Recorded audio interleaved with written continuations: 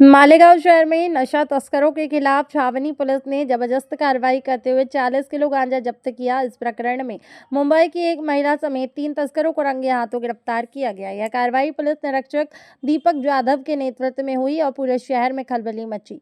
वहीं पर गोपनीय जानकारी के आधार पर कार्रवाई पुलिस निरीक्षक दीपक जाधव को जानकारी मिली। शीरपुर से गांजा लेकर कुछ लोग मुंबई की ओर रवाना हुए।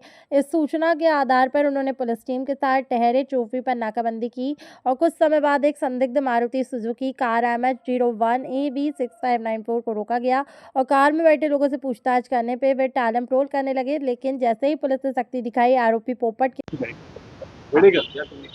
काय गुन्हा आहे, काय कारवाई झाली, काय छावणी पोलीस ठाणे येथे हजर असताना दिनांक 6/7/2025 रोजी रात्री 10:30 वाजता एका इन्फॉर्मरकडून बातमी मिळाली की शिरपूर नाशिक या हायवेला एक SX4 मारुती सुझुकी कंपनीची गाडी जाणार आहे आणि त्याच्यामध्ये गांजा आहे। तर त्यानुसार आम्ही सदरची माहिती अपर पोलीस अधीक्षक संधू साहेब, SDPO गुंडा साहेब यांना सदरची माहिती दिली आणि SDPO साहेबांकडून कारवाईचं परमिशनसाठी पत्र घेतलं। तसेच कारवाईला जाताना 2 पंच, फोटोग्राफर, तराजू असं सर्व साहित्य, आमचा पोलीस स्टाफ या सर्वांना घेऊन आम्ही आमच्या छावणी हद्दीमधील टेर या ठिकाणी थांबलो आणि मग नाकाबंदी त्या ठिकाणी लावली असता शिरपूरकडून एक मारुतीची SX4 कंपनीची MH01AB6594 ही संशयित गाडी आली। तिला चेक केलं असता तिच्या डिक्कीमध्ये 3-4 गोण्या होत्या। मग ते आपण गोण्या काढून ते चेक केलं असता त्याच्यामध्ये गांजा दिसून आला आणि त्या गाडीमध्ये एक महिला आणि 2 पुरुष असे 3 व्यक्ती बसलेल्या होत्या। तर त्यांची नाव आहेत सारिका देवानंद नायडू, दुसरा आहे शमशेर अली उर्फ समीर अतिक अहमद इद्रिस आणि तिसरा आहे संतोष वडिवेल। हे सर्व गोरेगाव पश्चिम मुंबई येथील रहिवासी आहेत।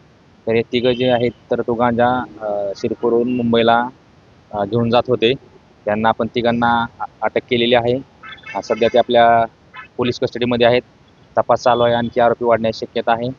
तसंच सदरचा जो मुद्देमाल आहे तो त्या ठिकाणी आपण 2 पंचांसमक्ष जप्त करून तो आपण मुद्देमाल पोलीस ठाणे जमा केलेला आहे।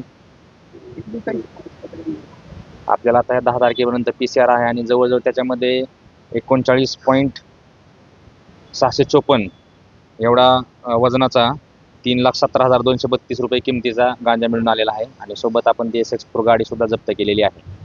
संशयित आरोपी आहेत ते यांच्यावर आधी पण काही गुन्हे दाखल आहेत का? सध्या त्यांच्यावरती काय तसे गुन्हे दाखल नाही आहेत पोर्टलवरती, तरी आपण चौकशी करतो आहे। त्यांच्यावर आणखी गुन्हे दाखल असतील तर त्यांच्यावर पुढील कारवाई करण्यात येईल।